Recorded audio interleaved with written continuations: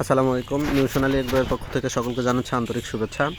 দর্শক, আজকে আপনাদের বিস্তারিতভাবে দেখাবো আমাদের যে খামারের যে বর্তমানে নিউ সোনালী এগ্রোতে একটি আমাদের দুধের গরু রয়েছে, অর্থাৎ গাভী রয়েছে এবং বাছুর রয়েছে।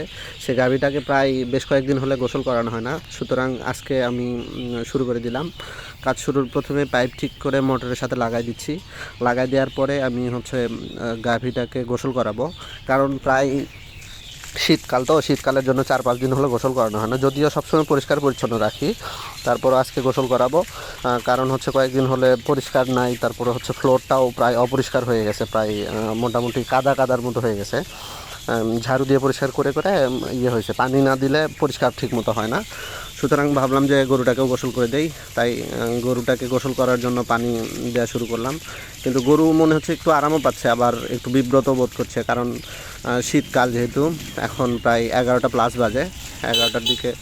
সুতরাং গরু একটু হালকা নড়াচড়াও করছে অবশ্য, তাতে কোনো বিষয় না, যেহেতু গরুর পেছন দিকটাই প্রায় একটু হয়ে গেছে, অপরিষ্কার দেখাচ্ছে। সুতরাং আগে পানি দিয়ে নিলাম, পানি দিয়ে ভিজাই নিচ্ছি, কারণ ভিজে না নিলে পরে যে করা যায় না, পরবর্তীতে সমস্যা হয়, ময়লাগুলো উঠতে চায় না। আর এদিকে পাইপ দেখলাম হঠাৎ করে মনে হচ্ছিল প্যাঁচ খেয়ে যাচ্ছিলো, সেটাকে স্বয়ংক্রিয় করে দিলাম এবং গরুকে হালকা করে পানি দিচ্ছি।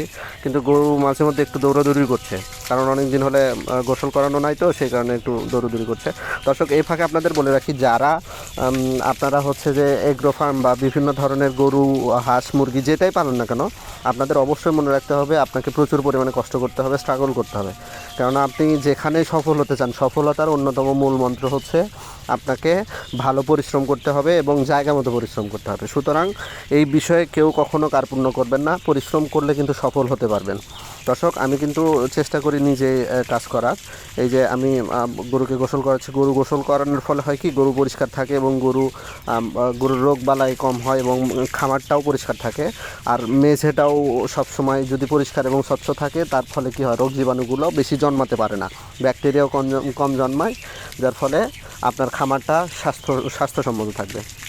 সুতরাং মোটামুটি গরুকে প্রায় গোসল করানো প্রায় শেষের দিকে, এদিকে শেষ পর্যায়ের দিকে আর একটু পানি দিয়ে আমি গরুকে পরিষ্কার করে নিলাম। এই মোটামুটি আজকে গরুকে যে এই গোসল করালাম এবং খামারটা পরিষ্কার করলাম, এটা দেখার জন্য সকলকে ধন্যবাদ। পরবর্তী অন্য ভিডিওতে আমরা আরও বিস্তারিতভাবে গরুর খামার সম্পর্কে বিস্তারিত জানাবো। ধন্যবাদ সকলকে। আসসালামু আলাইকুম।